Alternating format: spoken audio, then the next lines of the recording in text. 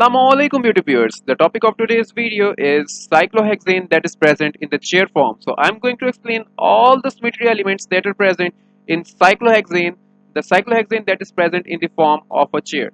So chair form. Why do the cyclohexane in this form is called a chair? Because its shape is just like a chair. As you can see here that this is just like a chair. These black balls are representing the carbon atoms and these white balls are representing the hydrogen atoms.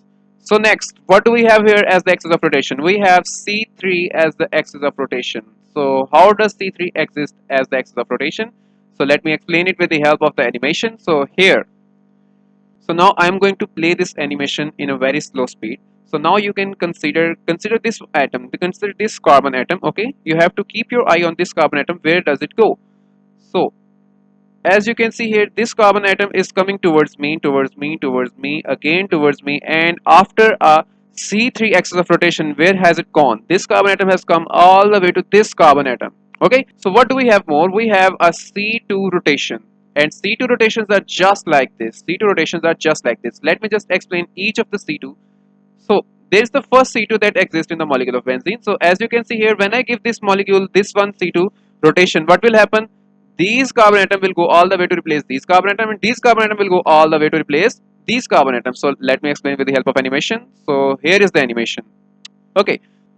Okay, so that was the C2 axis of rotation that exists, and another C2 axis of rotation is just like this. So when I give this molecule of 180 degree rotation in this axis of rotation, what happens is just like this. We have got another C2 axis of rotation. And moving on, what more C2s I have here?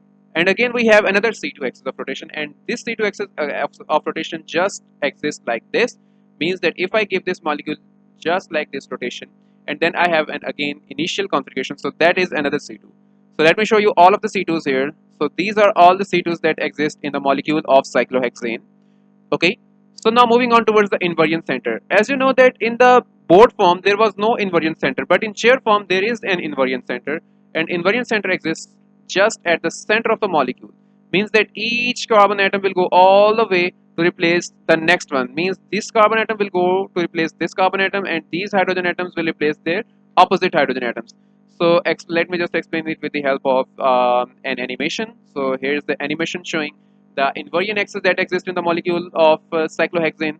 So moving on, we have an S6 axis of rotation. S6 axis of rotation means that I have to give a rotation of 60 degrees, and after 60 degrees I have to pass a plane, and passing the plane will give me the initial configuration. So let me just explain it. So here as you can see that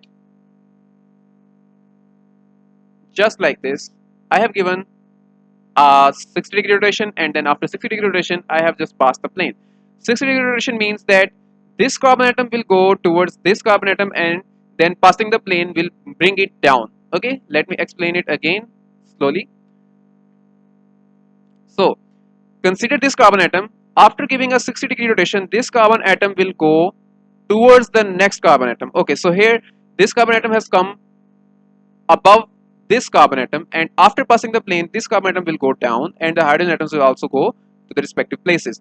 So what we have here is the initial configuration again. So that's the S6 axis of rotation that exists in the molecule of benzene. So what more we have? We have sigma D's, and as you know that sigma D's are present between two C2 axes.